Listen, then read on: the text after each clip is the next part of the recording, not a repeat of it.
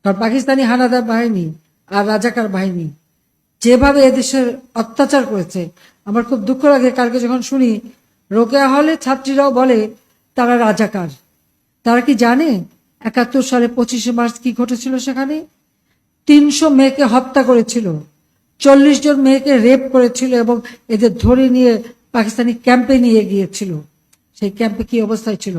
অনেক মেয়ে শাড়ি বা ওড়না দিয়ে ফাঁসি দিয়েছিল বলে তাদের কাপড় পরতে দেওয়া হতো না, ওই একটা পেটিকোট পরিয়ে বসিয়ে রাখতো। দিনের পর দিন তাদের উপর পাশবিক অত্যাচার হতো। তখন যখন তাদেরকে উদ্ধার করা হয়, এমনকি একজন আমাদের মিত্র শক্তি ভারতীয় একজন শিখ সৈন্য তার মাথার পাগড়ি খুলে ওই উদ্ধারকৃত মেয়েকে তার গায়ে পেঁচিয়ে তাকে উদ্ধার করে নিয়ে আসে। এটা একটা ঘটনা না, এরকম বহু ঘটনা।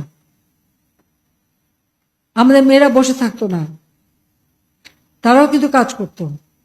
পিরোজপুরের যে মেয়েটা, তাকে ধরে নিয়ে যায় ক্যাম্পে, রান্না করতো এবং তার উপর পাশবিক অত্যাচার হতো, কিন্তু ওরই ফাঁকে সে ওদের খবর নিয়ে সেই নদী সাঁতরে পার হয়ে রাত্রেবেলা চিতলমারিতে যেয়ে সে মুক্তিযোদ্ধাদের কাছে খবর দিয়ে আসতো। ধরা পড়ার পরে তাকে গাড়িতে, দুটো গাড়ির সঙ্গে তার দুই পা বেঁধে সেই গাড়ি দুদিকে টেনে তাকে ছিঁড়ে টুকরো টুকরো করে ফেলা হয়।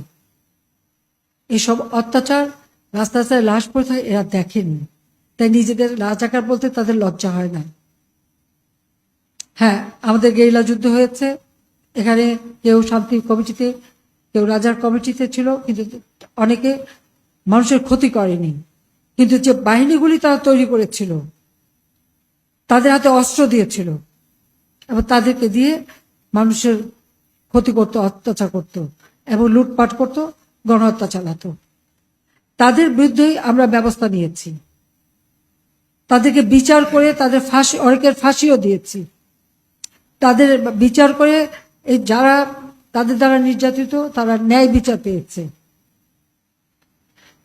দুর্ভাগ্য যে এখন যখন শুনি সে মেয়েরাও স্লোগান দেয়, এটা কোন দেশে আমরা আছি? এরা কি চেতনায় বিশ্বাস করে?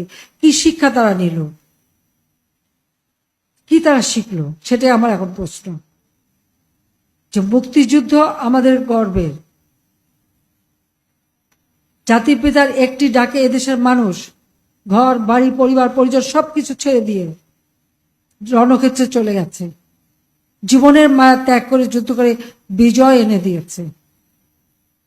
আর এই যারা ওই বাহিনীতে ছিল, তারা এদেশের মানুষের উপরে অত্যাচার করেছে, সেটা তো আমাদের ভুললে চলবে না। আমাদের সেই শিক্ষা নিয়ে এগিয়ে যেতে হবে, মুক্তিযুদ্ধের চেতনা নিয়ে, তাহলে এদেশ এগিয়ে যাবে। এবং সেটা যে বাস্তবতা, ৭৫-এর পর থেকে যারা ক্ষমতায় ছিল, প্রথমে ২১ বছর, তারপর ৯ বছর, দেশকে কি দিতে পেরেছে? কিচ্ছু দিতে পারেনি। কিন্তু আমরা যারা মুক্তিযুদ্ধের চেতনায় বিশ্বাস করি এবং আমরা ভুক্তভোগী, যখন ক্ষমতা এসেছি, মাত্র ১৫ বছরের মধ্যে বাংলাদেশ আজকে বদলে যাওয়া বাংলাদেশ, বিশ্বে মর্যাদা আসনে অধিষ্ঠিত বাংলাদেশ। সেই দরটা তো থাকতে হবে। এটা অত্যন্ত দুঃখজনক যে আমি আর কথা না বাড়িয়ে এটুকু বলবো যে অনেক সময় নিলাম, অনেক লম্বা বক্তৃতা দিয়ে ফেললাম। আপনারা ভালো থাকেন, সুস্থ থাকেন এবং আজকে যারা পুরস্কার পেয়েছে তাদেরকে আবারও ধন্যবাদ জানাই। এবং সেই সাথে আসুন দেশটাকে এগিয়ে নিয়ে যাই। এই বাংলাদেশ কারোর কাছে হাত পেতে চলবে না, মাথা নত করে চলবে না। বিশ্ব দরবারে আমরা মুক্তিযুদ্ধে বিজয়ী জাতি হিসেবে মাথা উঁচু করে চলবো, সেই বিশ্বাস নিয়েই আপনারা আপনাদের উপর অর্পিত দায়িত্ব পালন করবেন। সবাইকে ধন্যবাদ। জয় বাংলা, জয় বঙ্গবন্ধু, বাংলাদেশ চিরজীবী হোক।